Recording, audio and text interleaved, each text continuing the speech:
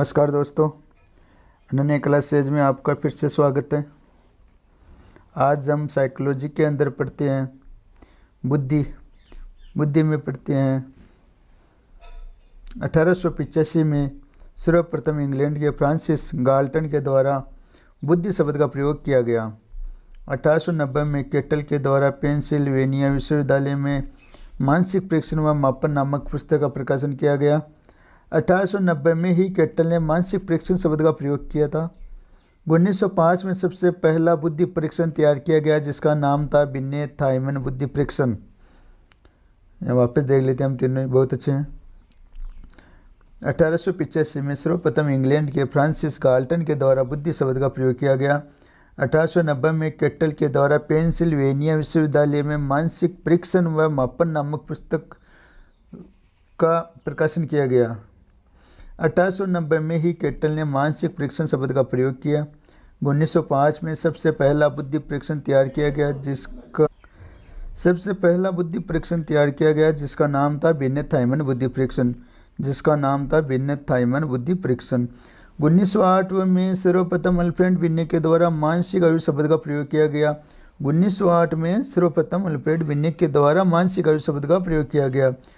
1912 में सर्वप्रथम स्टर्न व कुटुम्बता के द्वारा बुद्धि लब्धि का सूत्र दिया गया था। बुद्धि लब्धि का सूत्र क्या है? मानसिक आयु बटा वास्तविक आयु। टर्मन के 1916 में टर्मन के द्वारा बुद्धि लब्धि के द्वारा संशोधित सूत्र दिया गया, मानसिक आयु बटा वास्तविक आयु इंटू 100। बुद्धि की परिभाषा बंकिंघम के अनुसार सीखने की योग्यता ही बुद्धि है। बंकिंघम ने क्या कहा? बंकिंघम ने कहा है सीखने की योग्यता ही बुद्धि है। टर्मन के अनुसार अमूर्त विचारों के बारे में सोचने की योग्य ही बुद्धि है। टर्मन के अनुसार अमूर्त विचारों के बारे में सोचने की योग्य ही बुद्धि है। रोज के अनुसार नवीन परिस्थितियों से चेतन अनुकूलन ही बुद्धि है। मन के अनुसार नवीन परिस्थितियों को झेलने की मस्तिष्क की नवनीयता ही बुद्धि है। बुद्धि की विशेषता बुद्धि एक जन्मजात शक्ति अर्थात अथवा योग्यता है। बुद्धि एक विकासशील व परिवर्तनशील योग्यता है। बुद्धि पर वंशानुक्रम व वातावरण दोनों का प्रभाव पड़ता है। बुद्धि पर मुख्य प्रभाव वंशानुक्रम का पड़ता है तथा वातावरण का प्रभाव केवल 10 बिंदुओं तक पड़ता है। लिंग भेद व जाति विशेष पर बुद्धि का प्रभाव नहीं पड़ता है। बुद्धि एक इकाई न होकर अनेक इकाइयों का समूह है। उचित प्रकार से उत्तर देने, तर्क करने, कल्पना करने, निरीक्षण करने, समस्या समाधान करने आदि की योग्यता ही बुद्धि है। प्रत्येक वातावरण में समायोजन विस्थापित कर लेना ही बुद्धि है। सीखने की योग्यता ही बुद्धि है। अनुभव से लाभ उठाने की योग्यता ही बुद्धि है। अमृत चिंतन करने की योग्यता ही बुद्धि है। बुद्धि की लंबोत वृद्धि 16 से 18 वर्ष अर्थात किशोरावस्था तक होती है, जबकि क्षितिज वृद्धि जीवन पर्यंत चलती रहती है। अब आगे आते हैं बुद्धि के प्रकार। थॉर्नडाइक व गैरेट ने बुद्धि के 3 प्रकार बताए हैं। कौन कौन से हैं? सबसे पहले आता है मूर्त बुद्धि। इसे हम गामक या यांत्रिक बुद्धि भी कहते हैं। इस बुद्धि का संबंध यंत्रों और मशीनों से होता है। इस बुद्धि के अंतर्गत कारीगर, मिस्त्री, इंजीनियर, खिलाड़ी, नर्तक, शारीरिक कार्यों में दक्ष आदि व्यक्ति आते हैं। अमूर्त बुद्धि इस बुद्धि का संबंध चिन्हों, विचारों, प्रतीकों व पुस्तकीय ज्ञान से होता है। इस बुद्धि के अंतर्गत शिक्षक, वकील, डॉक्टर, पेंटर, साहित्यकार, दार्शनिक आदि व्यक्तित्व आते हैं।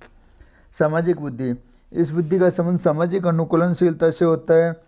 इस बुद्धि के अंतर्गत नेता, मंत्री, समाज सेवक, व्यवसाय, राजनीतिज्ञ, कूटनीतिज्ञ आदि व्यक्ति आते हैं। बुद्धि के सिद्धांत एक तत्व सिद्धांत। प्रवर्तक अल्फ्रेड बिने। सामान्य तत्व है। यह सिद्धांत मान्य नहीं हुआ तथा इस सिद्धांत को निरुंकुशवादी या सिद्धांत के नाम से भी जाना जाता है। एक तत्व सिद्धांत को निरुंकुशवादी सिद्धांत के नाम से भी जाना जाता है। द्वितत्व सिद्धांत। प्रवर्तक स्पिरमैन। सामान्य तत्व जी जन्मजात, विशिष्ट तत्व एस अर्जित। स्पिरमैन के अनुसार सामान्य तत्व के संपर्क में जो विशिष्ट तत्व जितना अधिक आता है व्यक्ति उसी क्षेत्र में प्रगति करता है। बाद में स्पिरमैन ने एक और तत्व समूह तत्व जोड़ दिया तथा सिद्धांत क्या कहलाया? तत्व सिद्धांत, चित्तत्व सिद्धांत। बहुतत्व सिद्धांत।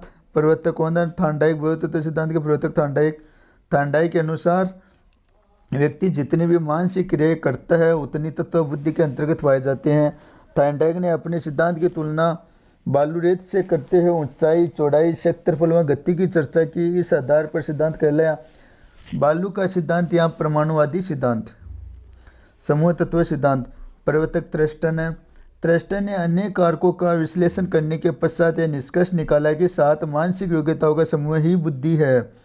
प्रेक्षण योग्यता, अंक योग्यता, शाब्दिक योग्यता, वाक शक्ति, सम्मरण शक्ति, तार्किक शक्ति, परिवेक्षण। प्रतिदृश सिद्धांत। प्रवर्तक थॉमसन के अनुसार प्रत्येक व्यक्ति में सभी मानसिक योग्यताओं का थोड़ा थोड़ा सैंपल नमूना पाया जाता है। प्रत्येक व्यक्ति में सभी मानसिक योग्यताओं का थोड़ा थोड़ा सैंपल नमूना पाया जाता है। आगे आता है पदानुक्रमिक महत्व का सिद्धांत। प्रवर्तक ब्रेट एवं वर्नन ने मानसिक योग्यताओं को क्रमिक महत्व प्रदान किया। इन्होंने स्पिनमैन की सामान्य मानसिक योग्यताओं को उच्च स्थान पर रखा, फिर इसके विभाजन व उपविभाजन की